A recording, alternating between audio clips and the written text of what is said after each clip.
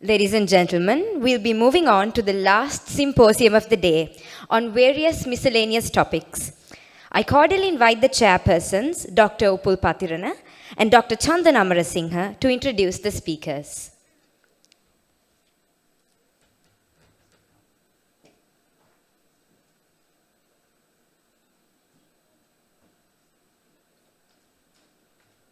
Ladies and gentlemen, a slight correction to be made. The second chairperson is Dr. Bodhika Samarasekara. And now I invite you to introduce the speakers. Welcome to the final symposium, sixth symposium on miscellaneous topics. We have 4 interesting topics and 4 eminent speakers today. I would like to invite Dr. Upul Patirana to introduce first speaker to evening. Thank you very much. Our first speaker is Dr. Arpana Neopain. She is a professor in medicine, Kathmandu Medical College, Nepal. Dr. Neopain is going to speak about pulmonary hypertension in lung-related diseases, evolving evidence. Over to you, Dr. Neopain. Namaste from Nepal. Behind my name, it was mentioned India. I want to highlight that I'm from Nepal.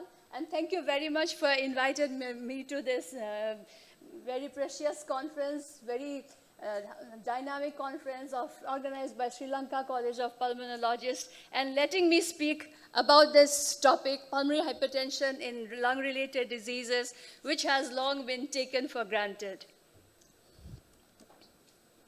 So I'll be going through introduction, WHO classification, definition, pulmonary hypertension in lung-related diseases, naming them, and talking about prevalence, pathophysiology, diagnosis, and treatment. As we know, pulmonary hypertension is a progressive disease characterized by increase in pulmonary vascular pressure due to various causes. The definitions for pulmonary hypertension are based on hemodynamic assessment by right heart catheterization. And this is the latest WHO classification, which divides pulmonary hypertension into group 1, 2, 3, 4, 5, and we are mainly concerned about pulmonary hypertension in WHO group 3.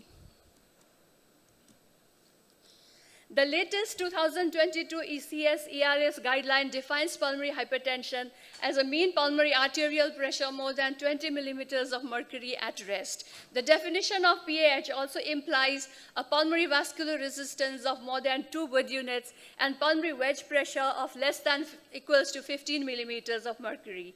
As of now, a mean pulmonary arterial pressure of more than 20, pulmonary capillary wedge pressure less than 15, and pulmonary vascular resistance more than equal to 3 Woods is the criteria for definite diagnosis of pulmonary hypertension. Just a brief introduction to hemodynamic definitions, which includes precapillary, isolated postcapillary, combined post and precapillary, and exercise-induced pulmonary hypertension, and I'm not going to go into detail of this. So why PVR and wedge pressure has to be mentioned in the definition? It's included to discriminate elevated pulmonary artery pressure due to pulmonary vascular disease from that due to left heart disease, elevated pulmonary blood flow, or increased intrathoracic pressure. Going to our main issue, chronic lung-related pulmonary hypertension. In the year 1988, Dr. Ernest Romberg, one of our pioneers, stated that pulmonary hypertension in chronic heart or lung diseases was well known and not at all interesting. This tells us that more than a century ago, chronic diseases of the lung, at that time mostly tuberculosis, emphysema, were well established and common causes of pulmonary hypertension, and they didn't want to talk about it, and now we are talking about it.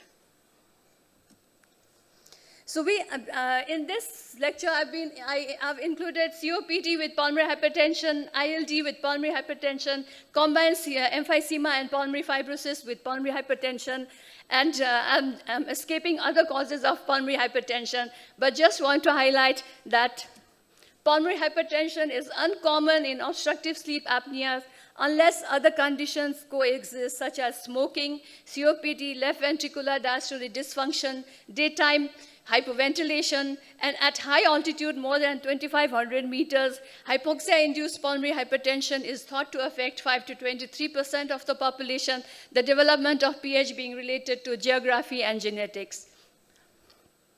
And long-standing will lead to cor pulmonale. And all the lung diseases mentioned will have a bad prognosis and decreased survival if they are associated with pulmonary hypertension, as highlighted by this slide. Just to mention the pulmonary circulation, low pressure, low resistance circuit capable of receiving a large cardiac output during stress and exercise by recruiting new capillaries without increasing pressure is the highlight of pulmonary circulation. So when does the pulmonary artery pressure rise? Increase in blood flow after maximum recruitment of capillaries, destruction of pulmonary vasculature, chronic vasoconstriction, endothelial thickening, arterial smooth muscle hypertrophy, endothelial wall remodeling in various combinations lead to increase in pulmonary artery pressure and lead to dilatation of the pulmonary artery, which almost looks double the size of aorta in the CT scan.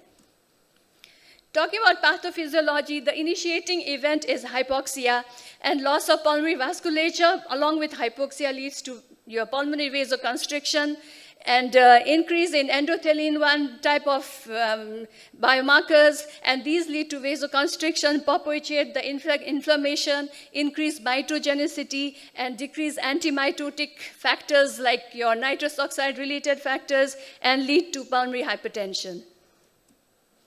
This elaborates how the intracellular things occur and lead to persistent vasoconstriction of the smooth muscle of the pulmonary arteries. Going to COPD and pulmonary hypertension, the prevalence varies and depends generally on the severity of disease.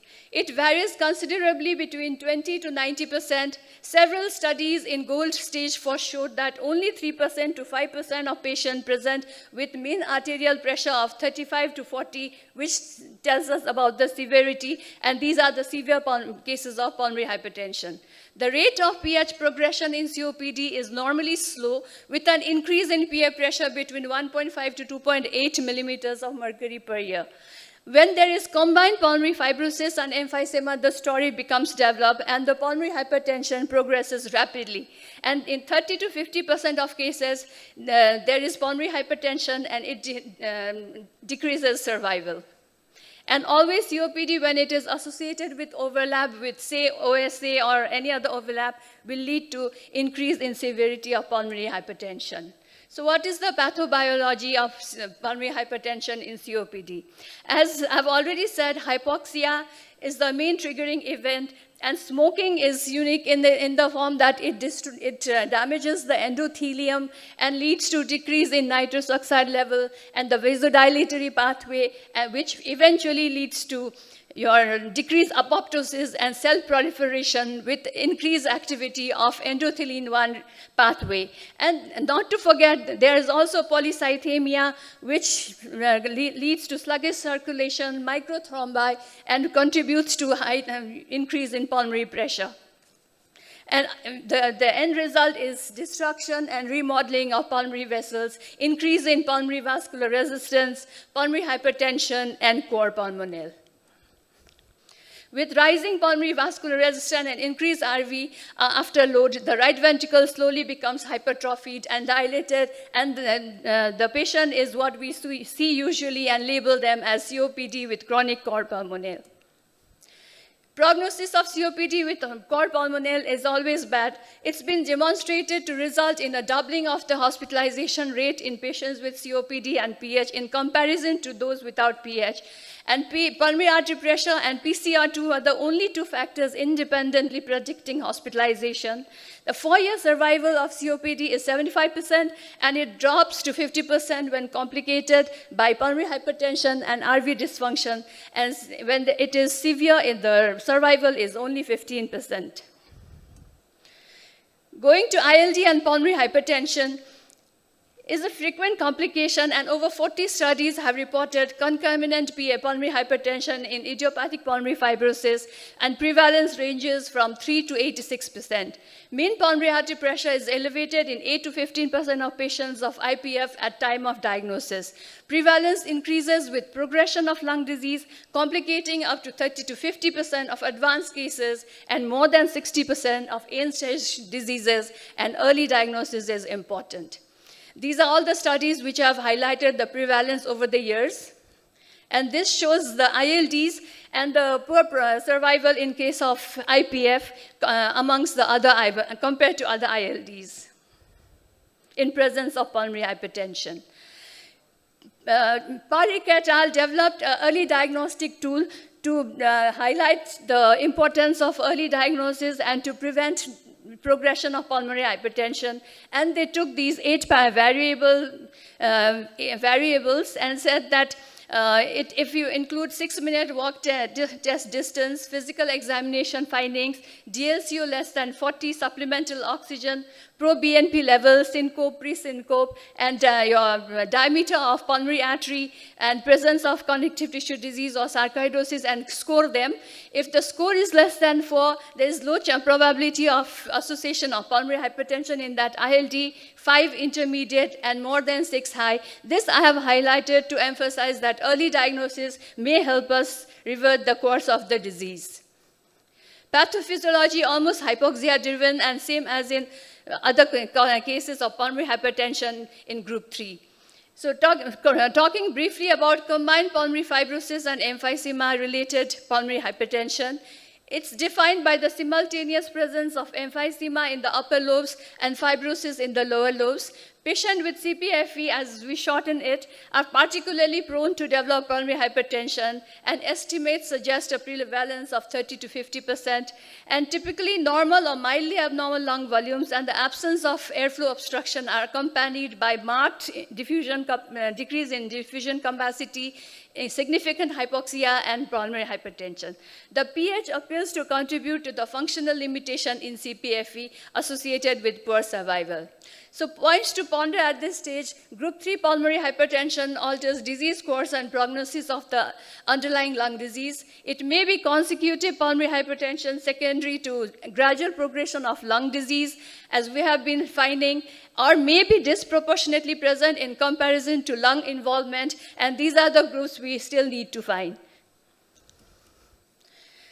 So diagnosis of pulmonary hypertension in chronic lung disease becomes very important, and as 2022 guideline, the ACS-ERS guideline says that the main diagnostic algorithm for PH has been simplified following a 3-step approach from suspicion by first-line physician, detection by echo, and confirmation with right heart catheterization in pulmonary hypertension centers.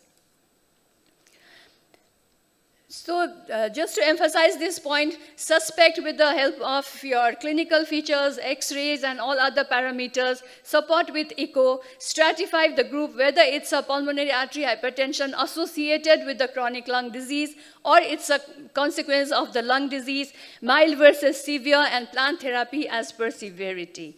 This table just highlights the various investigative diagnostic things that we can use to come to a diagnosis of pulmonary hypertension: clinical feature, PFT, 6-minute walk test, cardiopulmonary exercise test, ECG, HRCT, and obviously the CT, which gives us the diameter of pulmonary artery and its ratio with the aorta. Just an important finding, in a COPD patient who came with a severely increasing pulmonary pressure, there was a thrombosis, and the pressure had, within 2 days, the pressure had just jumped to, from mild pulmonary hypertension to a very, very severe pulmonary hypertension. Regarding diagnosis, there's this topic of biomarkers which will help us in early diagnosis. And the endothelial cell markers and also pro-BNP, which has been used since long. And endothelial markers like asymmetric dimethylarginine is a natural amino acid which is generated from the methylation of arginine and can be used as a marker for endothelial damage. And similarly, prognostic markers like plasma receptor for advanced glycation products and surfactant-derived proteins can also be used, and these molecules increase during lung injury. And not to forget the microRNA assays, which may help us detect genes which are always supposed to be present in cases of pulmonary hypertension, and they are the ones which promote the development and not development of pulmonary hypertension. Finally, echocardiography helps us to confirm the diagnosis in our way if we cannot do right heart catheterization, and there are few echo parameters which will be used when coming and diagnosing the pulmonary artery systolic pressure if right heart catheterization cannot be done, as in our case, in our practices. So tricuspid velocity helps us to find the pulmonary artery systolic pressure, and if it is associated with few other categories or criteria, we can see with some surety whether the pulmonary artery systolic pressure is increased or not. Finally, the right heart catheterization for definite diagnosis and other conditions is mandatory, but in our practice, it is not very possible, so we never do right heart catheterization to diagnose pulmonary artery hypertension in lung-related diseases.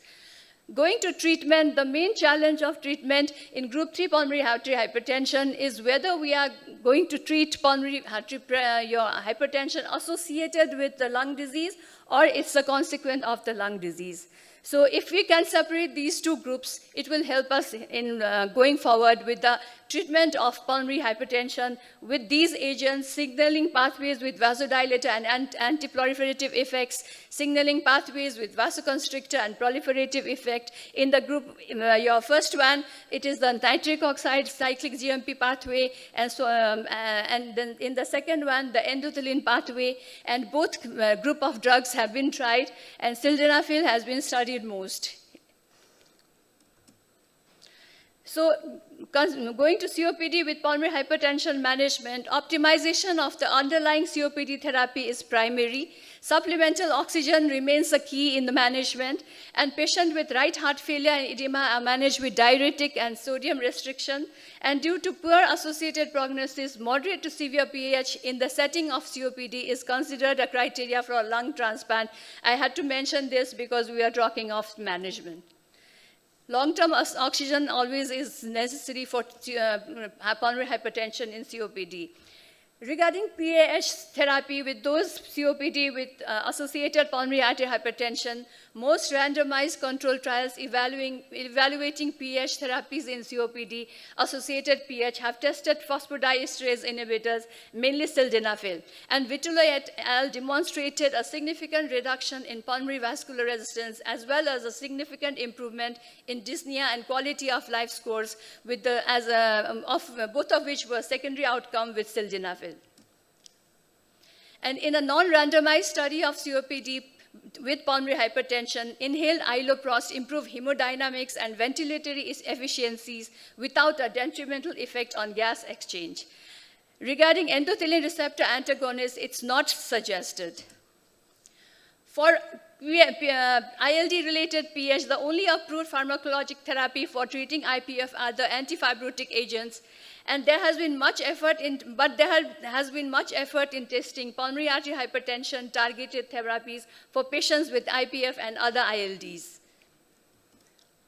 The recent RISE-2P study with the Rosigot has concluded that Rosigot is not recommended for ILD-related pulmonary hypertension. The STEP 2 study, which used sildenafil, has shown some benefit and has recently been included. Increase trial used the inhaled treprostinil for treatment of pulmonary hypertension in ILD with some benefit. And the treatment of pulmonary hypertension in chronic lung-related diseases, as suggested by ECS-ERS 2022, for the first time, there is a recommendation for PH medical therapy in group 3 based on a single positive randomized controlled trial in patients with interstitial lung disease. The therapeutic approach to group 3 starts with optimizing the treatment of underlying lung disease, including supplementary oxygen and non-invasive ventilation where indicated, as well as enrollment into pulmonary pulmonary rehab programs, as Dr. Salvi also mentioned in the morning. The new recommendation is that PDE5 inhibitors may be considered in patients with severe PH associated with ILD with individual decision-making in pulmonary hypertension centers. With this, I want to end my talk and to conclude, PH is a common in chronic lung diseases. Pathophysiology is complex. Treatment of your chronic lung disease PH needs further research, and the research should be done in various geographical and environmental conditions to incorporate all types of patients. Thank you.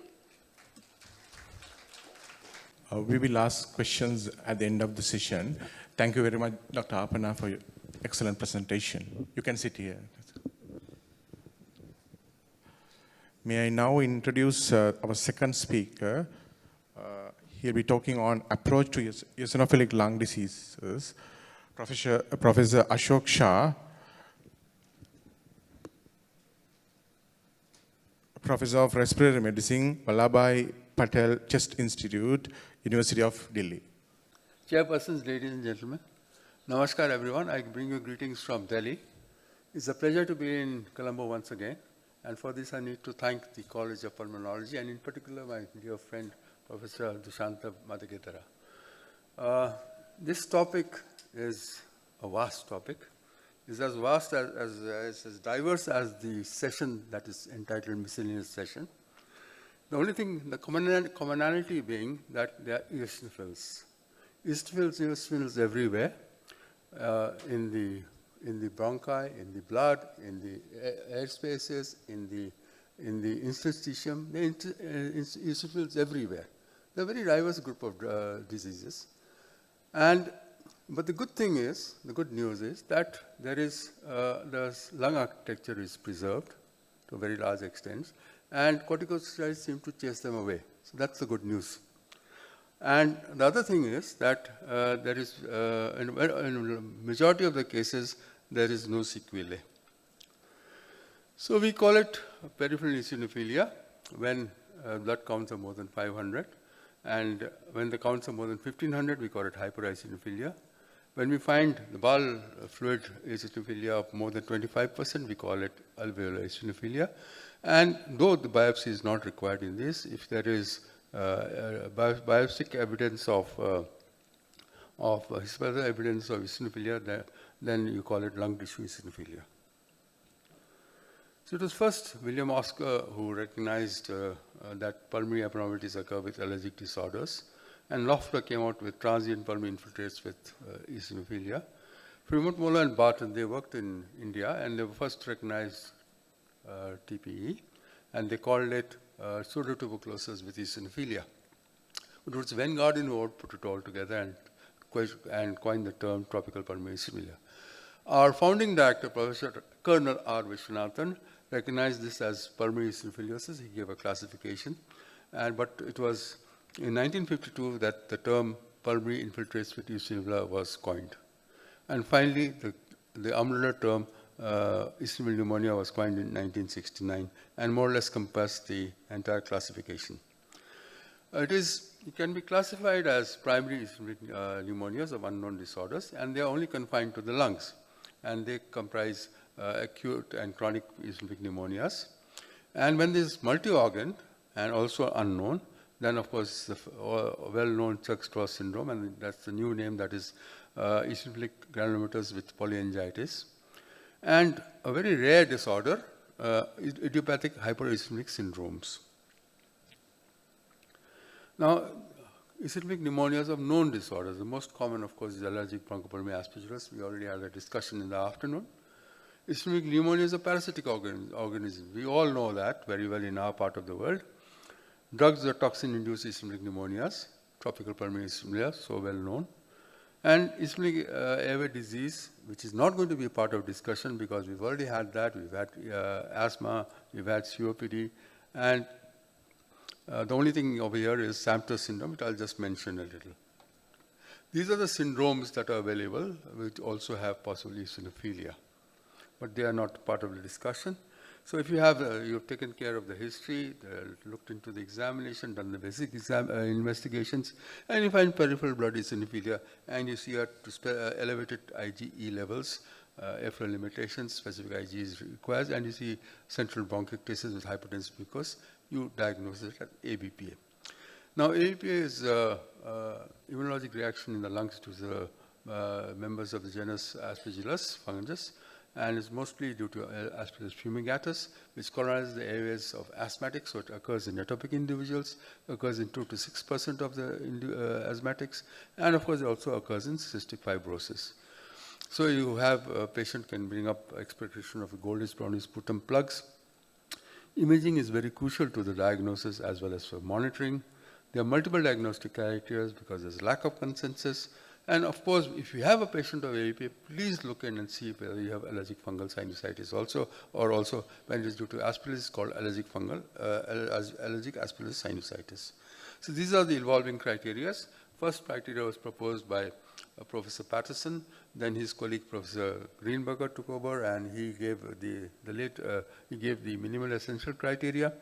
Then came out the truly minimal essential criteria, and Isham working criteria, which I was privileged to be a member of. So was Professor David Denning over there in that meeting over there. And of course, it occurs in central fibrosis. So there's many criteria.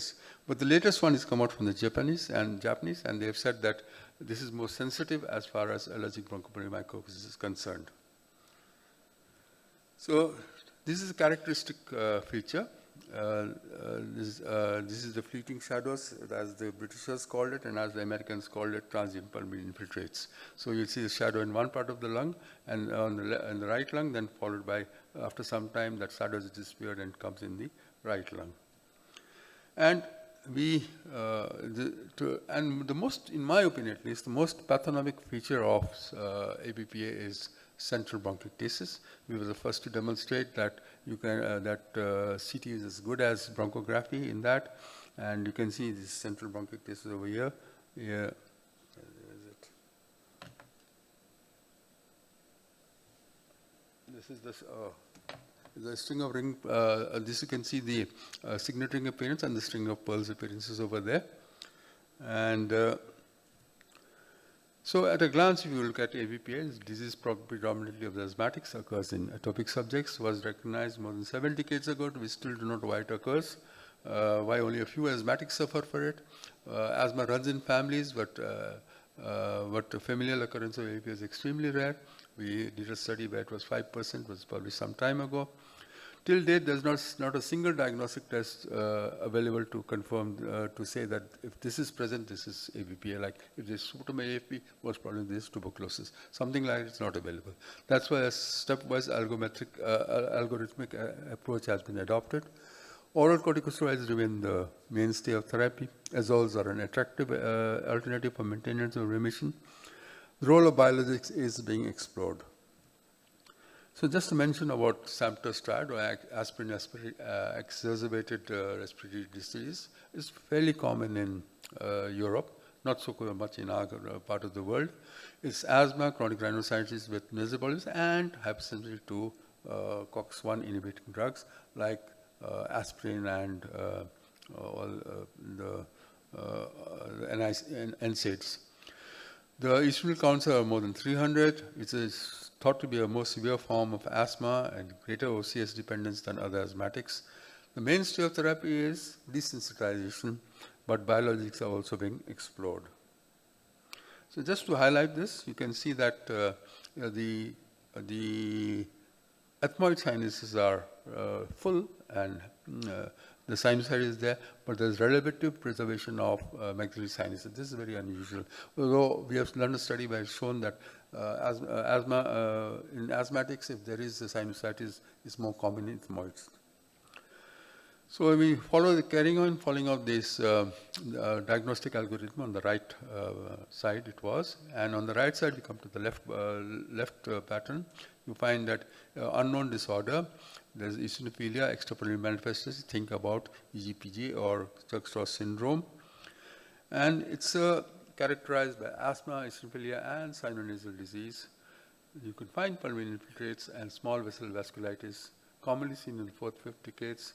Though they say there's no gender predominance, whatever cases we have seen are all been in ladies, except for one male subject, I think. Apart from that, all have been females.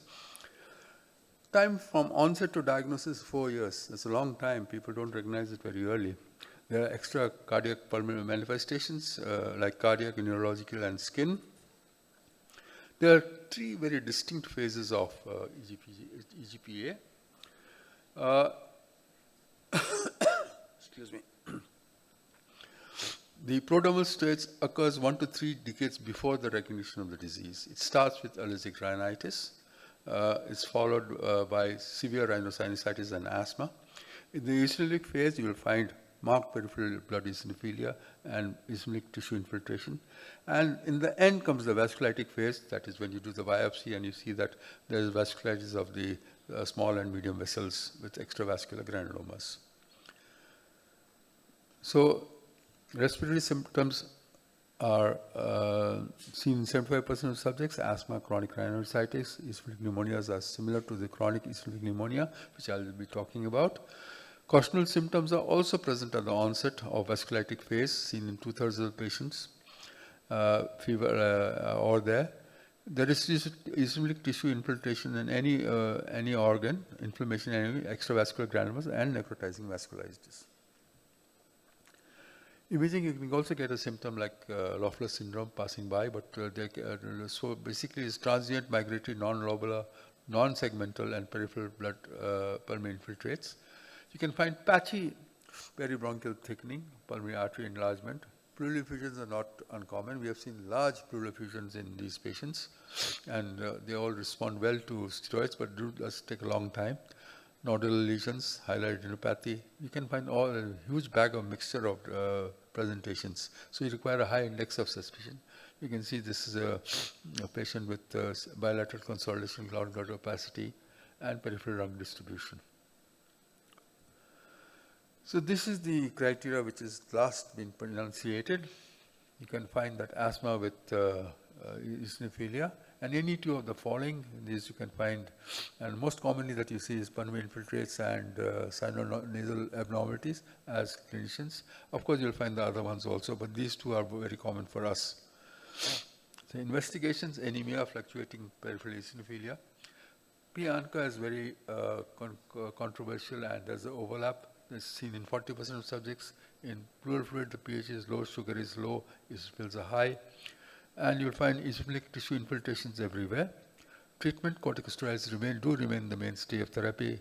Cyclophosphamide may be, pulse therapy may be required for remission.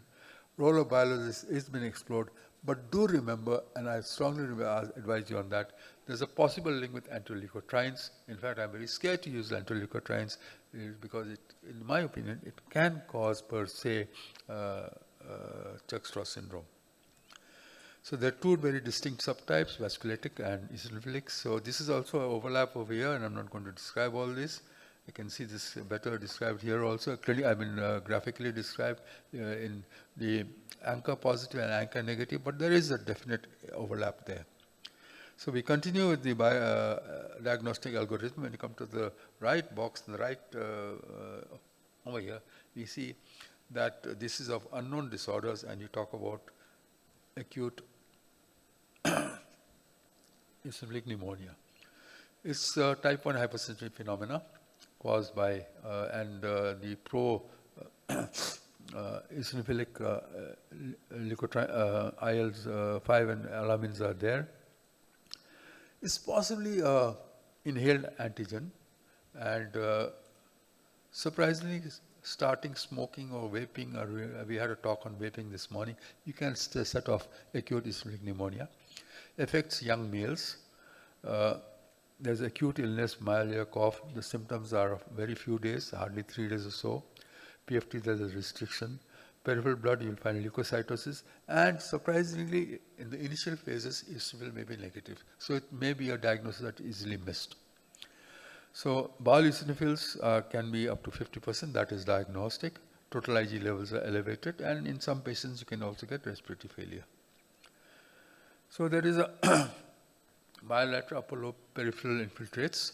CT is symmetrical alveolar and alveolar interstitial opacities with ground glass and micronodular shadows. There you can get interlobular thickening, you can get a pleural effusion, bilateral pleural effusion, and there's excellent response to corticosteroids, but there's a low risk of, there's no risk of relapse. So if you are able to recognize it early, start treatment early, you should be, the results should be very fruitful. Then this is we are running short of time. Now this is eosinophilic, it resembles, chronic eosinophilic resembles an ILD. It's contrast to the acute pneumonia. It occurs mostly in males and in older age group. Onset is subacute, 2 to 4 weeks. There is no history of atopy, allergic rhinitis, nasal polypus in a third of the patients. Associated with alert alternate half the patients, cough, progressive dyspnea, wheezing, and low-grade fever along with night sweats and weight loss can be seen. So, eosinophilic comprises 20 to 30% of the leukocyte counts. The peripheral counts are more than 1,000 cells, and alveolar will be more than 25, but generally it's up to 40%. They can get tissue HP. If you have to get a biopsy, you can get alveolar interstitial intense eosinophilic infiltration with minimal fibrosis. PFT is restriction. Long-term corticosteroids are required, and there are unfortunately frequent relapses in this. Biologics are being evaluated, and there's no recommendation as yet. So this is a photographic negative of pulmonary edema. This is 25% of subjects. You will see bilateral pleural base sideways. You will see shadows over there. Upper lobe bilateral progressive dense consolidations 50%. Migratory lesions 25%. So and you can get GGOs, cavities, etc. This is you can see peripheral shadows. It's opposite of the pulmonary edema over here. And just to contrast them, the onset is 2 to 4 weeks in chronic pneumonia. It's a history of asthma is present. It occurs in 10% of smokers, but 2/3 of smokers in acute eosinophilic pneumonia. Respiratory failure is rare, but it's usual. Blood eosinophilia is often not present in acute eosinophilic pneumonia. Bowel fluid eosinophilic is present in both. So relapses are frequent in the chronic, but not so in the aspergillus. Now we come to drugs. Drugs, there's a list of 196 offending drugs that can cause pulmonary eosinophilia. Yes. And you can see antibiotics, anti-inflammatories, the whole jing-bang lot of them, any drug can cause it. And this is the common ones. Also, inhalation of heroin and cocaine kind of things cause it, toxins can cause it. So they are acute form, which could be recognized because you have the chronological link to the disease. Similar to acute eosinophilic pneumonias, it's abrupt presentation, mostly seen in 70%, less than 1 month. But the subacute and chronic form is very difficult to recognize. You may not be able to link it to the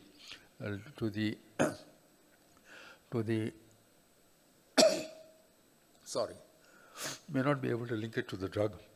So peripheral eosinophil is seen mostly in chronic cases, can be seen in over 20% cases, acute cases. Treatment is, of course, cessation of offending drug or toxin, and of course, corticosteroids. So once you have finished the basic investigation, the history of travel, or at least if the patient is living in our part of the world, you are thinking about parasitic infections. So Loeffler syndrome is there, causes hypersensitivity ascaris, and other agents drugs can also cause this. Affects all ages, both genders, symptomatic with mild, low-grade fever. Respiratory manifestations is usually self-limiting and resolved in 1 to 4 weeks without even treatment sometimes.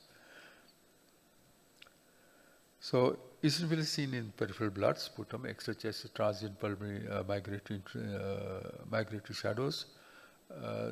But in some cases, of course, you can get reduced DLCO also. And if you do a histopathology examination, you will find eosinophilic infiltration of the interstitium. So this is a patient of Loeffler syndrome. And management is, of course, bronchodilators for relief. You have to see if the patient doesn't have strongylitis. Sometimes steroids are required, but please ensure that the patient doesn't have strongylitis because that can cause problems. Anti-albendazole therapy is generally not required. If so, only 1 single dose of oral albendazole is very effective. Now we come to tropical pulmonary eosinophilic. I'm sure all of you have seen this, and many of the cases are there. So This was first recognized in the 50s from India. And blood eosinophil counts can be more than 90%. It is nocturnal cough is a very simple is a very very strong suspicion, leads to a very strong suspicion of tropical pulmonary eosinophilia. Microfelines are generally not found in the blood or sputum. Spirometry in acute disease can be obstructive, but chronic disease restriction and mixed pattern. Diethylcarbamazines at 6 milligrams kg body weight for 21 days is the standard treatment, recommended treatment. But what happens is that in sometimes this is doubled to 10 milligrams and for 6 weeks or so. Corticosteroids may be required in chronic diseases. This is the imaging. Other parasitic infections are there, but strongyloiditis, if there is there, do not use corticosteroids because you can get a hyperinfection syndrome in the immunocompromised also.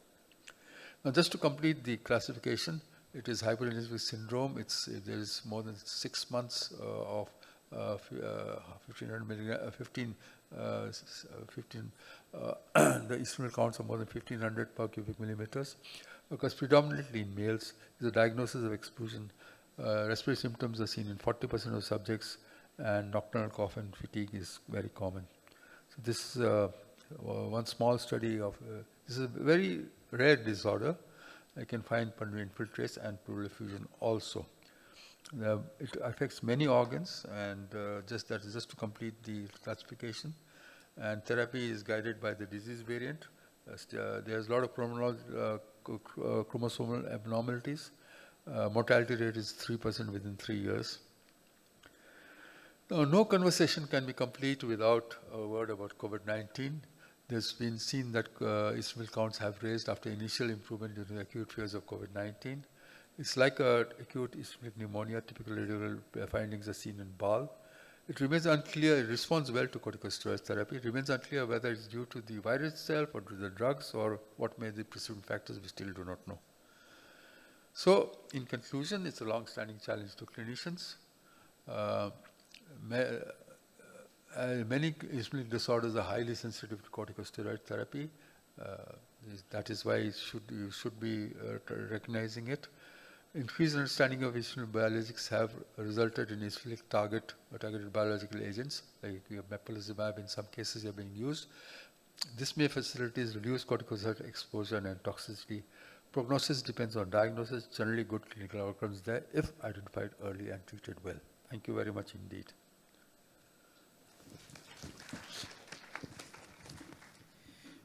Thank you very much, Professor Shah, for your detailed description of eosinophilic lung disease.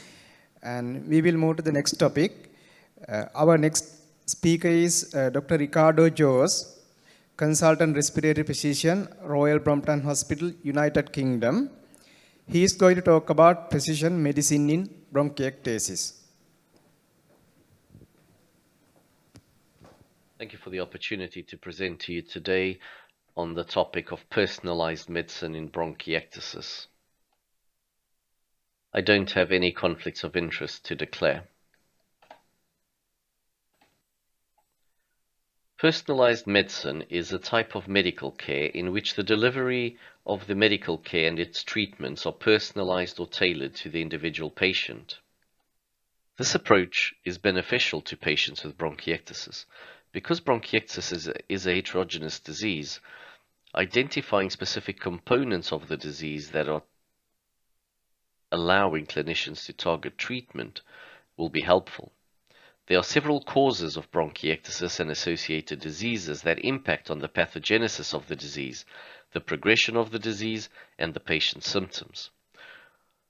Although the inflammatory pathway that's usually and predominantly involved in bronchiectasis is a Th1 neutrophilic inflammatory response, some patients may also have a Th2 and eosinophilic component contributing to their airway disease.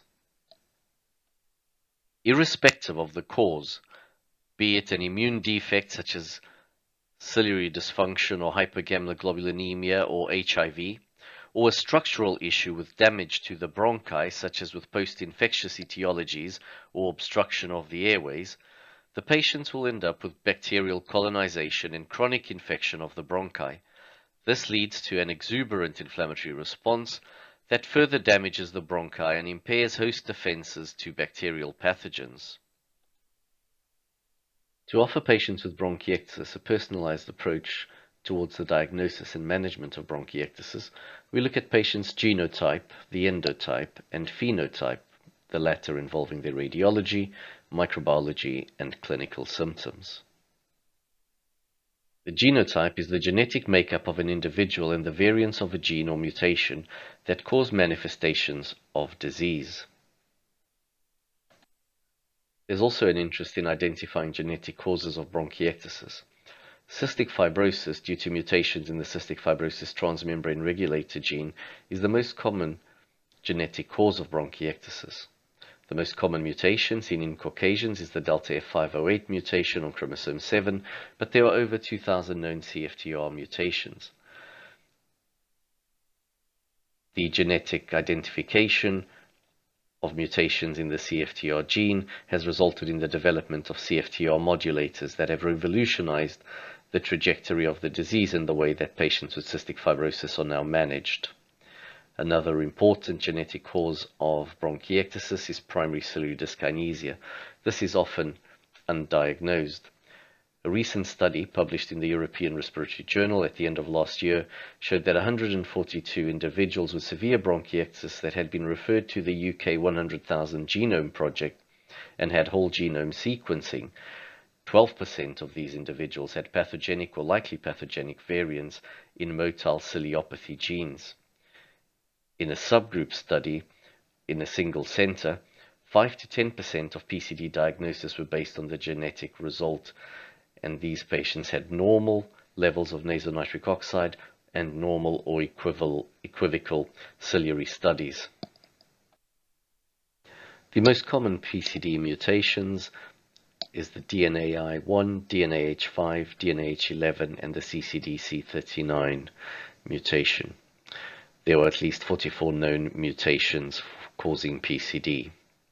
There's also autosomal dominant bronchiectasis, and whilst CFTR mutations and PCD mutations are inherited mainly through autosomal recessive mechanism, except for the FOXJ1 PCD mutation, which is autosomal dominant.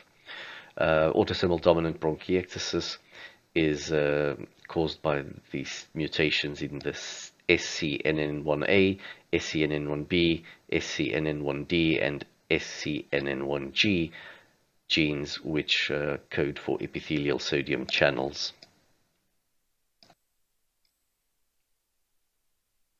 Endotypes are subtypes of a disease defined by a distinct pathophysiological mechanism that may allow treatment to be directed at specific pathways within the given endotype. Attention has been given by the research community focusing on identifying disease-specific biomarkers that may benefit subpopulation of patients with bronchiectasis. This involves looking at transcriptomes, proteomes, metabolomes, and microbiomes.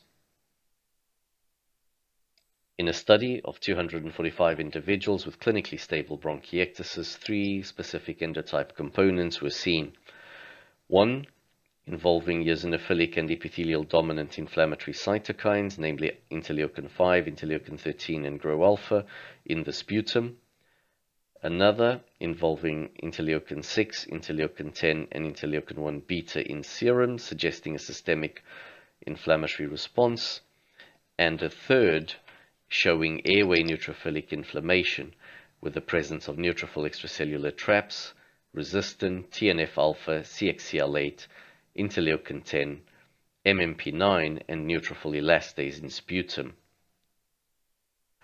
Those who had predominantly airway neutrophilic inflammation fitting into this component had increased sputum volume, a reduction in the percentage of FEV1 predicted, and an increase in the bronchiectasis severity index, suggesting that these patients in this subpopulation had more severe disease.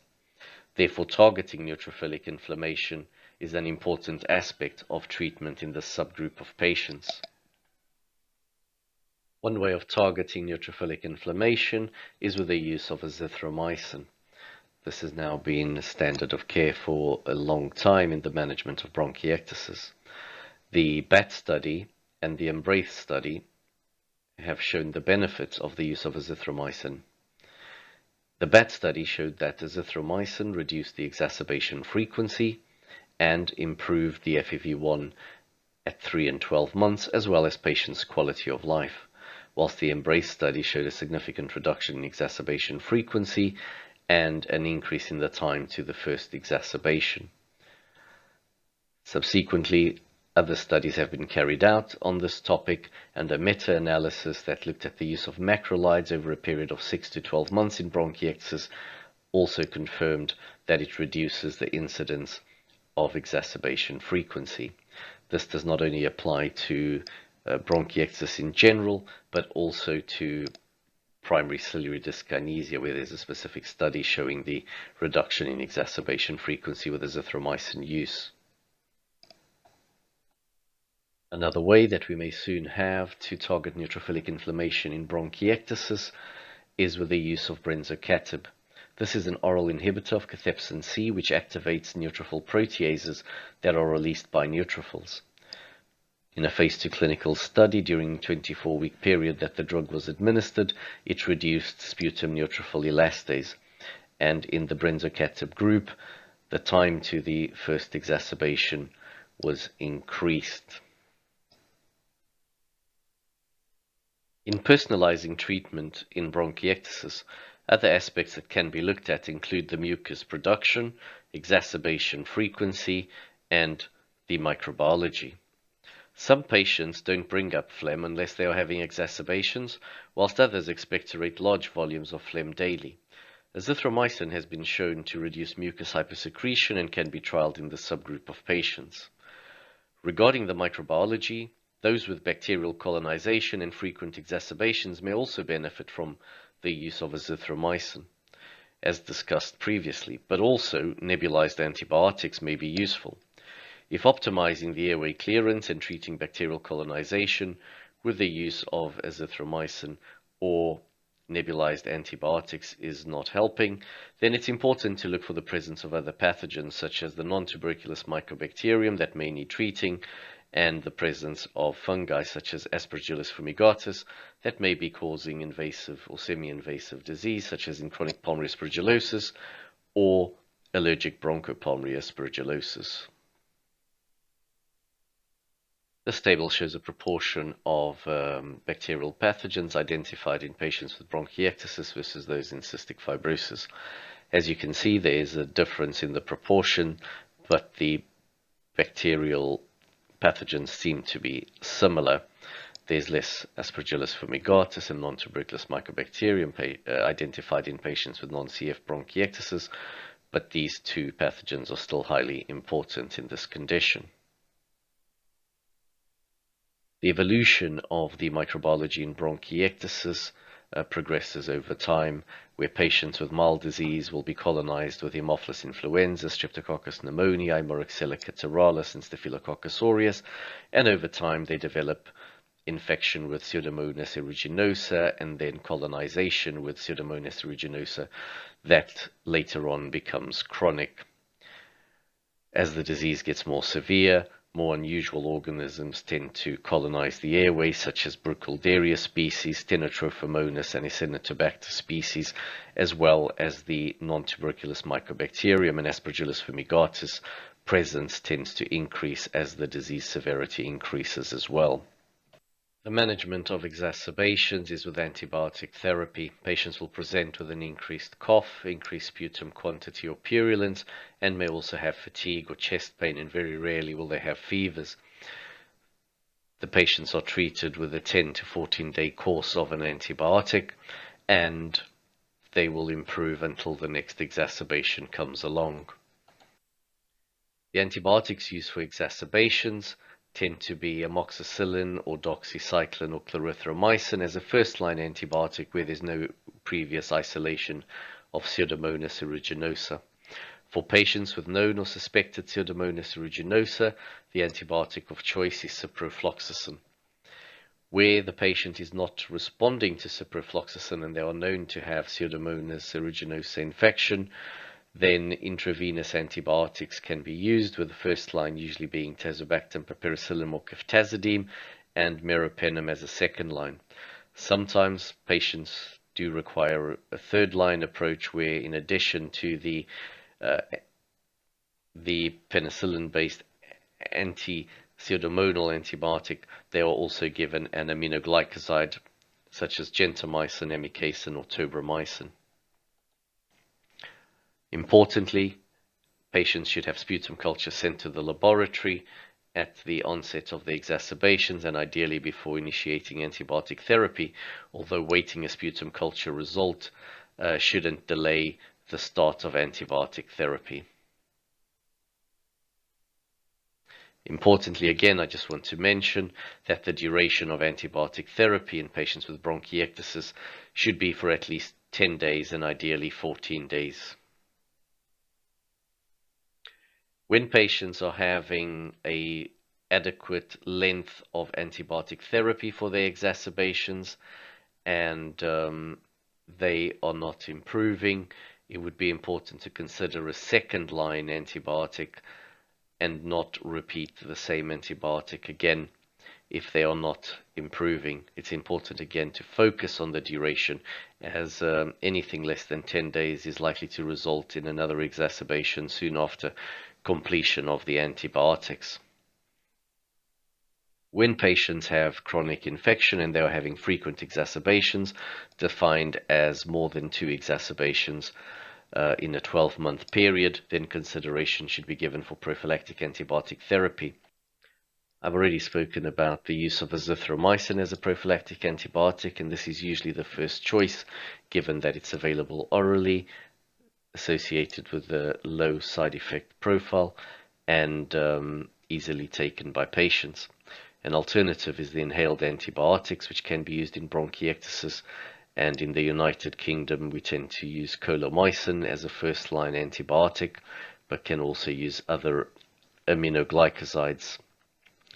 They've been shown to reduce the bacterial load and reduce frequency of exacerbations. There hasn't been a great effect on improvement of quality of life in the clinical trials where these studies have been done, but treating many of these patients, they do seem to, at least initially, have a benefit.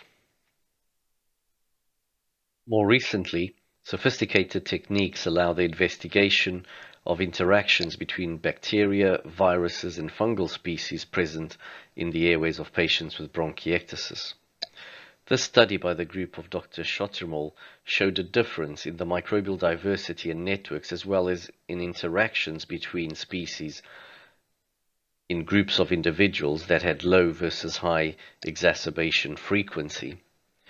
These investigations are now starting to provide some insight into why antibiotics such as azithromycin and doxycycline, used as prophylactic antibiotics, may be exerting their beneficial effects in patients, for example, with Pseudomonas aeruginosa colonization, and also why sometimes we are seeing that when we treat non-tuberculous mycobacterial infections in patients with bronchiectasis, that there may be a worsening of fungal-related lung disease and vice versa. I'm now going to talk about the radiological phenotypes in bronchiectasis, not so much because they allow for a personalized approach in treatment of patients, but they are helpful in identifying the etiological cause. As you know, the bronchial dilatation in patients with bronchiectasis can have 3 different forms, that of cylindrical, varicose, and cystic bronchiectasis. The cylindrical form is seen on the CT scan of the chest as dilated bronchi in comparison to the adjacent blood vessel, often visualized as a signet ring sign. Varicose bronchiectasis, there's tortuous bronchial dilatation, as seen here, and in cystic bronchiectasis we see the development of cysts, and this is a more severe form of the disease. It's also useful to identify tree and bud appearance, which is suggestive of small airways mucus impaction. This may lead the clinician to think of an etiology such as the presence of non-tuberculous mycobacterium or Aspergillus, but also other causes of exudative bronchiolitis may be manifesting this way, such as with Haemophilus influenza, and airway clearance is essential in patients who have this mucus impaction, but also the use of azithromycin is helpful. Here we have a patient whose chest X-ray and CT scan shows the presence of dextrocardia and bronchiectasis. So this is a patient with primary ciliary dyskinesia and cartilaginous syndrome. Here we have a CT scan on the left-hand side showing us bronchiectasis in both upper lobes, and on the scan on the right-hand side we can see some proximal airway dilatation with bronchocele that is suggestive of allergic bronchopulmonary aspergillosis. In this case, there is bronchial dilatation in the right and left upper lobes with pleural thickening on the right, mainly on the right-hand side, but also an intracavitatory material on the right upper lobe suggestive of an aspergilloma, and this is a feature of chronic pulmonary aspergillosis. And here you have something I'm sure you've all seen, which is bilateral upper lobe bronchiectasis following a diagnosis of tuberculosis. In this scan, on the left-hand side, we have bilateral cystic bronchiectasis with significant volume reduction on the left and a moderate-sized left-sided pleural effusion.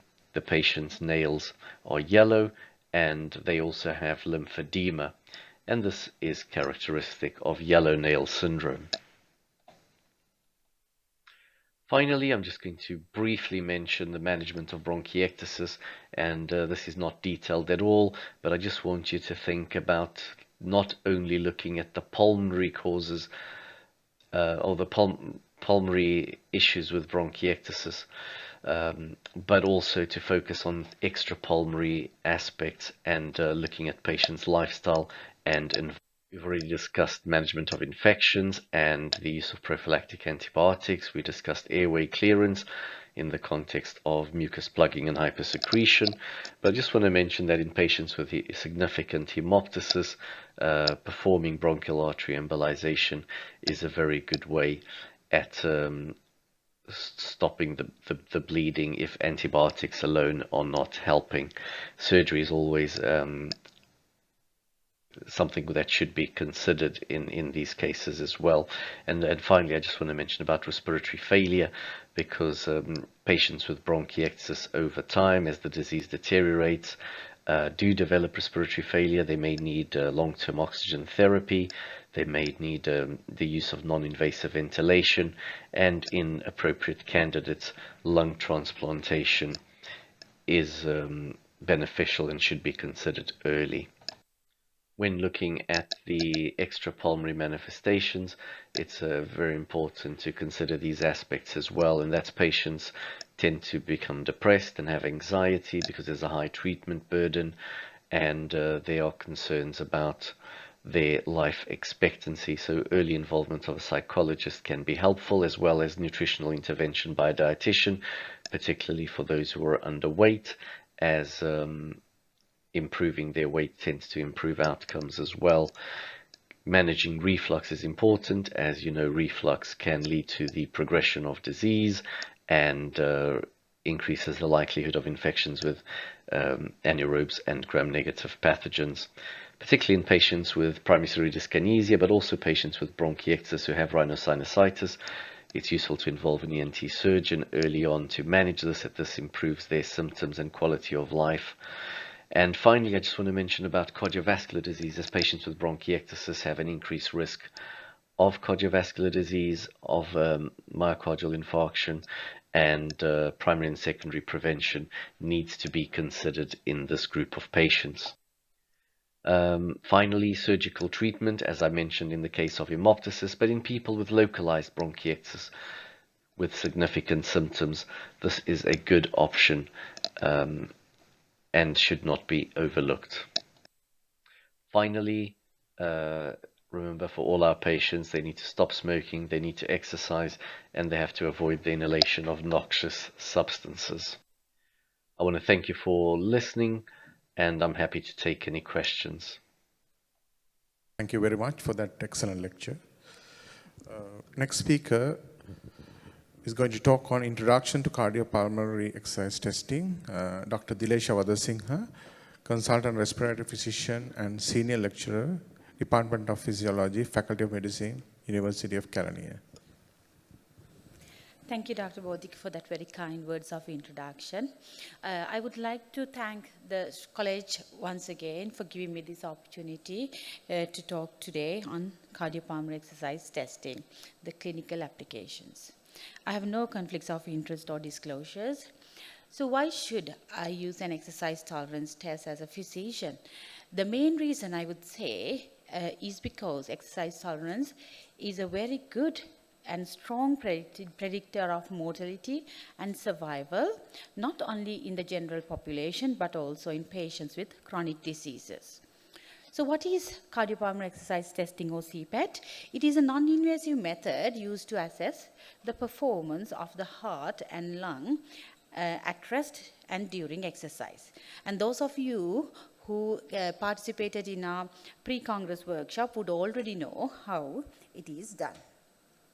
So CPET has long been used as a diagnostic tool for cardiac disease, and during recent years, CPET has become recognized as a very valuable tool in unmasking the mechanisms responsible for unexplained breathlessness or dyspnea, as well as the follow-up of respiratory diseases as a tool of functional evaluation of response to interventions, as well as the disease prognosis. And also, it assists in planning individualized exercise training programs. Over the years, many indices have been utilized for disease prognostication in pulmonary as well as cardiac disease. So for example, FEV1 for cystic fibrosis and COPD, DLCO for interstitial lung disease and primary pulmonary hypertension, blood gases for COPD, cystic fibrosis and pulmonary hypertension, BMI, and the dyspnea scale as well. All these in some way produce some independent predictors of mortality. But we have, but you may have a patient with the FEV1 of about 1 liter who will live much longer than another with the same FEV1 value. So in a big group of people, although these parameters work quite well, in a single patient they seem to not work so well. This paper that was published in the New England Journal of Medicine in 2002 carried out on a large population of men referred for exercise testing. This shows that people who are able to sustain exercise for more than 8 minutes, this is approximately a value of about 1.5 VO2, liters of VO2, have a low risk of death compared to people with that who are able to exercise between 5 and 8 minutes, the light gray column, and those who exercise with less than 5 minutes, which is shown in the white column. So the very important message in this with these results is this does not apply to a single disease or an entity. You can see that there are several categories here. For example, patients with hypertension, COPD, diabetes, smoking, a BMI of more than 30, and total cholesterol levels more than 220.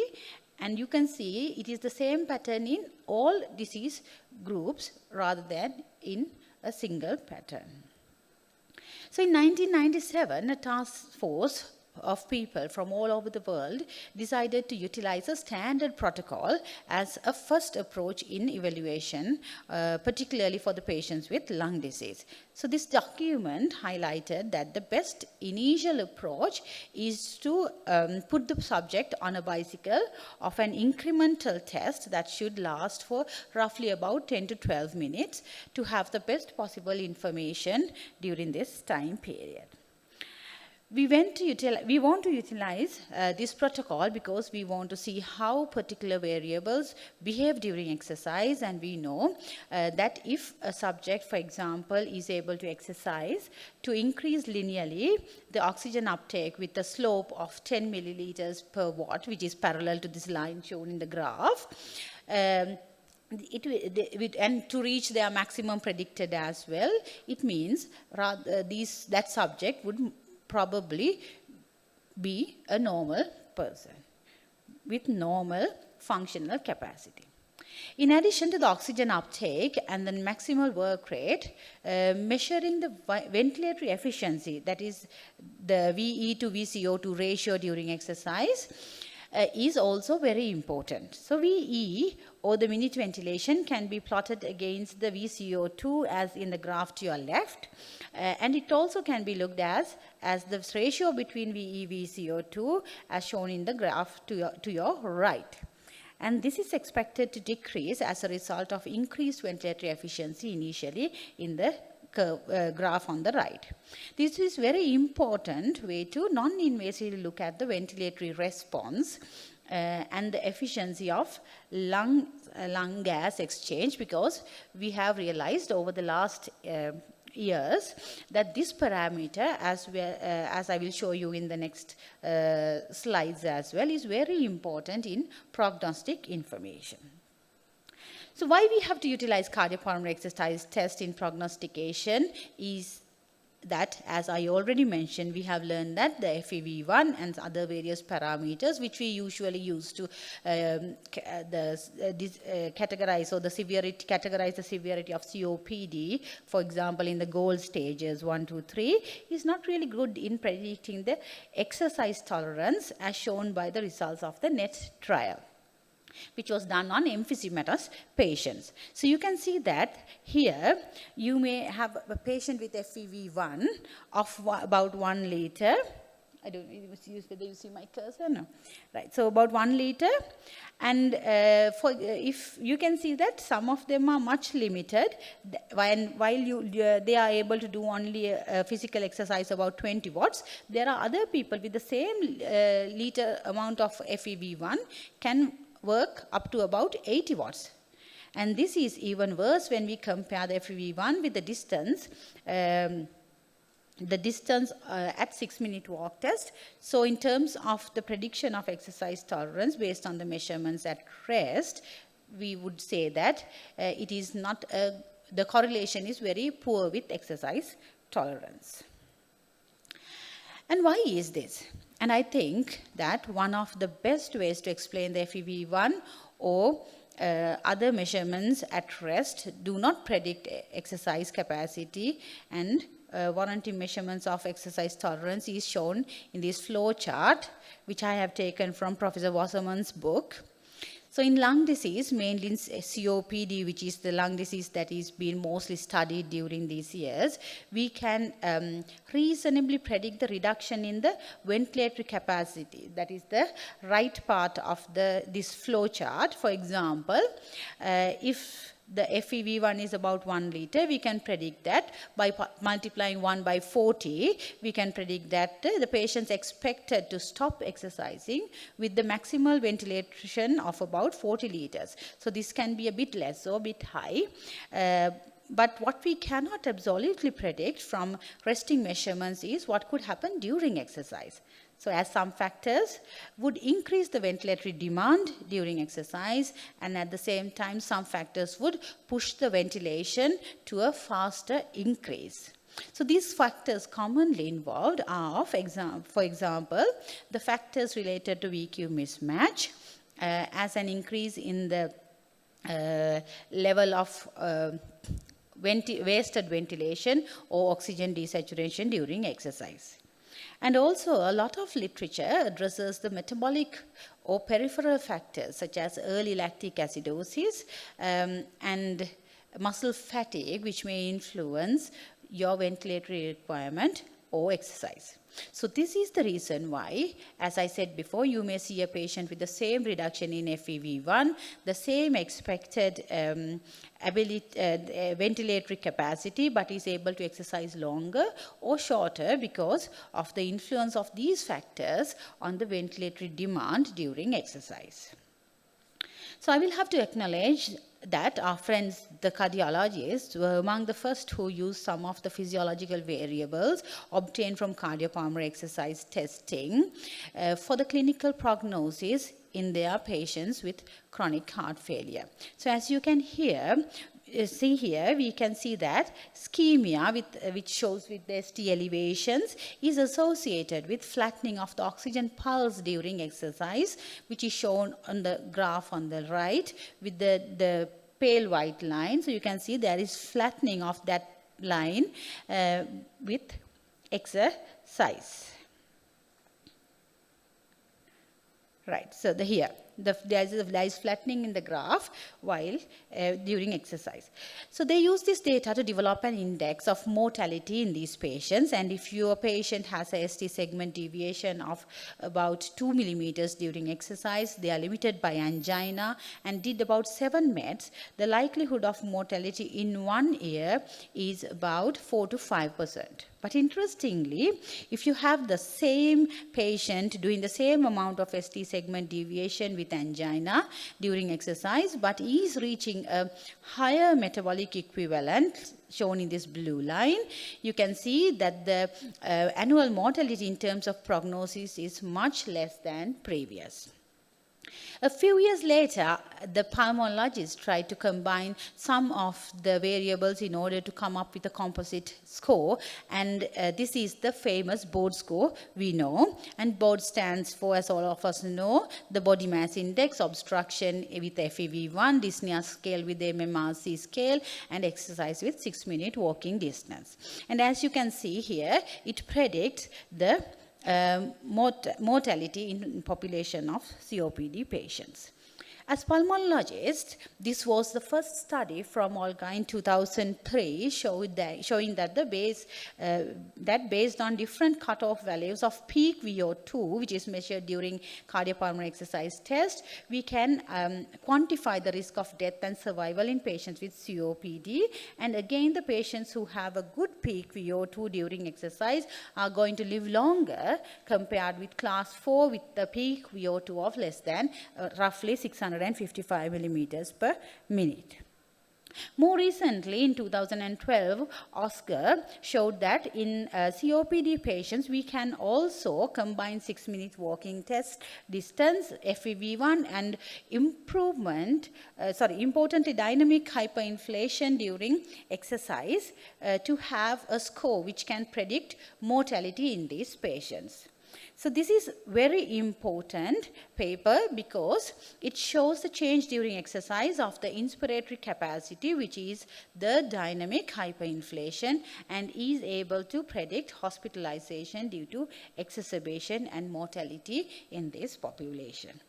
So they didn't use cardiopulmonary exercise tests here, but the important message is that the change in inspiratory capacity during exercise not during rest. In other terms, the dynamic hyperinflammation was able to predict all-cause mortality and exacerbations and the hospitalization related to exacerbations. In 2003, Mickey et al. Showed that in pulmonary fibrosis as well, the severity of exercise induced hypoxemia, VO2 at peak exercise, the oxygen pulse at peak exercise, the ventilatory efficiency, which is the VE by VCO2 ratio at peak exercise, and the age was significantly related to the survival rate. And nevertheless, it was observed that arterial oxygen content at rest and even at maximum exercise was not a factor influencing the survival of these patients in pulmonary fibrosis. I have highlighted this paper published recently from our colleagues in Australia, Dr. Hilmi, who joined us with the cardiopulmonary exercise workshop as well. And they have looked at cardiopulmonary exercise testing in colorectal cancer patients. And this shows how we can use CPET variables in perioperative risk prediction as well as prehabilitation. They dichotomized around the cut points and saw that there was a relationship with the peak VO2 both for absolute and relative and ventilatory equivalence, and the end tidal CO2 was associated with the outcomes in these patients. And it's important to mention that the ventilator equivalent at anaerobic threshold is also the variable that is most predictive of outcomes in lung cancer patients as well. So CPET is a vital tool for respiratory clinicians, and by evaluating physiological and perceptual responses to CPET in patients with respiratory conditions, the mechanisms of dyspnea, the exercise limitation can be determined, and therefore subsequently targeted with available therapies is also a possibility here. So although there are several statements on CPET and the many outstanding resources detailing the cardiorespiratory and perceptual responses to exercise, there is only very limited information about the support the healthcare provider can have in conducting a practical CPET evaluation. But this paper, which was recently published in CHEST 2022, summarizes the practical and timely information how to use CPET data to understand dyspnea and exercise intolerance in people with chronic respiratory diseases, summarizing all what we have seen or talked about so far. So in conclusion, I would like to show you this slide, which was published in 2007 in the European Respiratory Journal, summarizing the exercise variables that are able to predict mortality and outcomes for clinical worsening, exacerbations and hospitalization in COPD, interstitial lung disease, pulmonary vascular disease, cystic fibrosis, and chronic heart failure.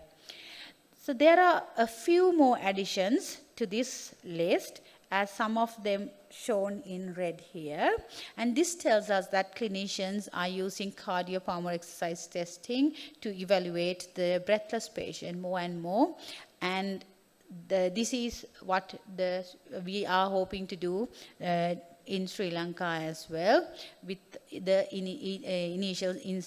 initiation of CPET quite recently. I would like to thank all my teachers and my trainer, Dr. Bandhu Gunasena, Dr. Amita Fernando, for the support and the vision in establishing CPET in Sri Lanka, and the CPET team at King's Hospital. Thank you for your attention. Thank you very much, Dilesha. Now I invite all the speakers to the stage to have the Q&A session. So because of the time concern, we can allow 2 questions from the audience.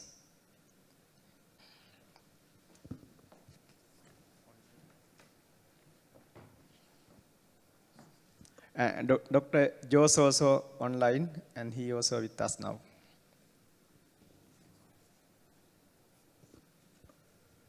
Any questions from the audience?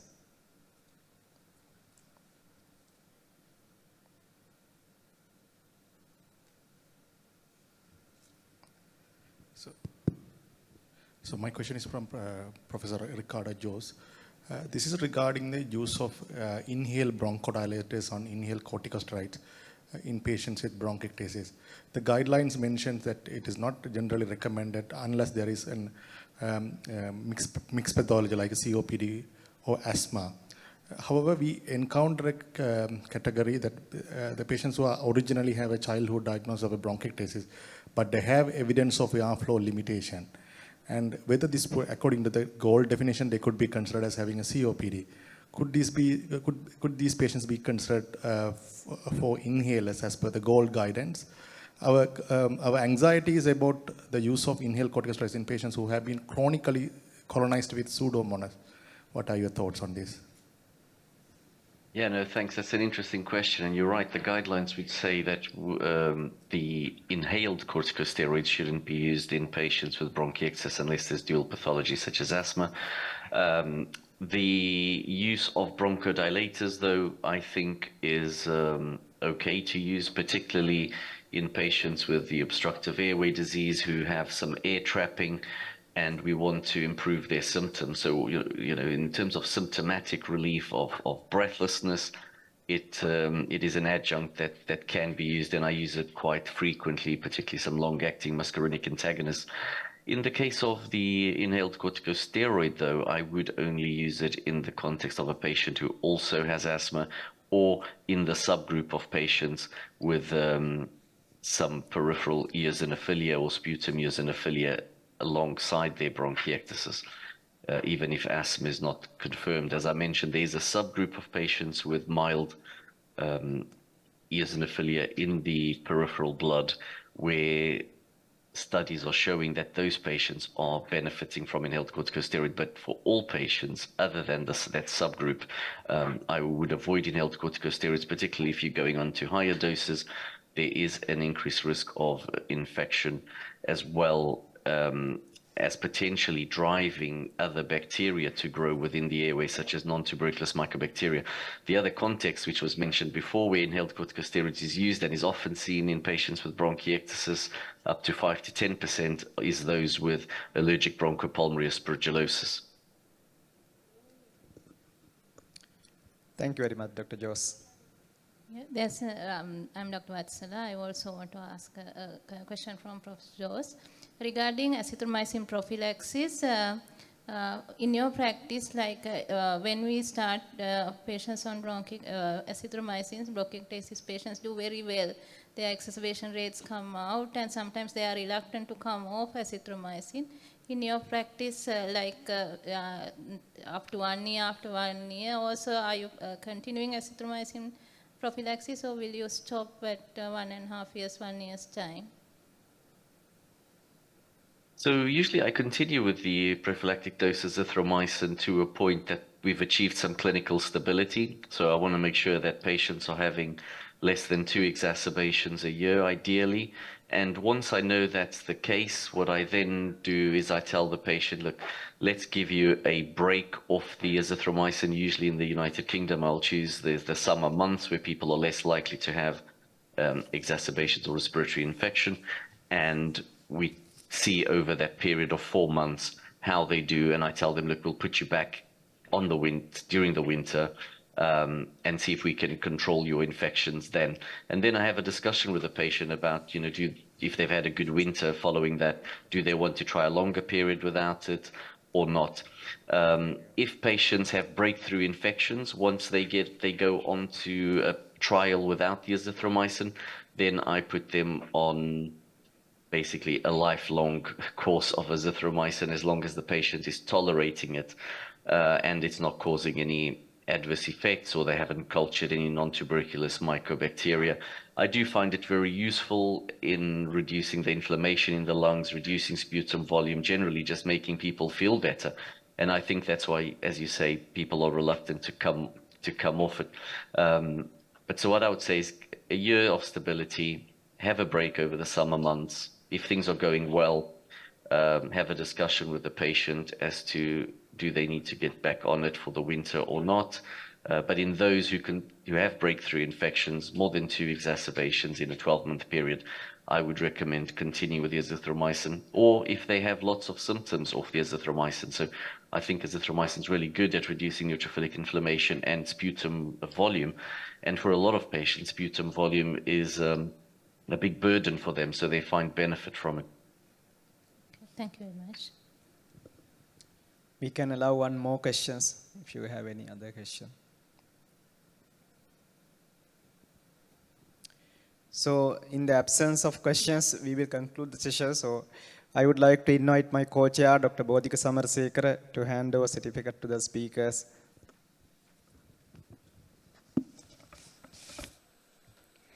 Ladies and gentlemen, that was indeed a bunch of informative and insightful presentations. And now I cordially invite the chairpersons to present the tokens of appreciation to Dr. Arpana Niopane and Professor Ashok Shah.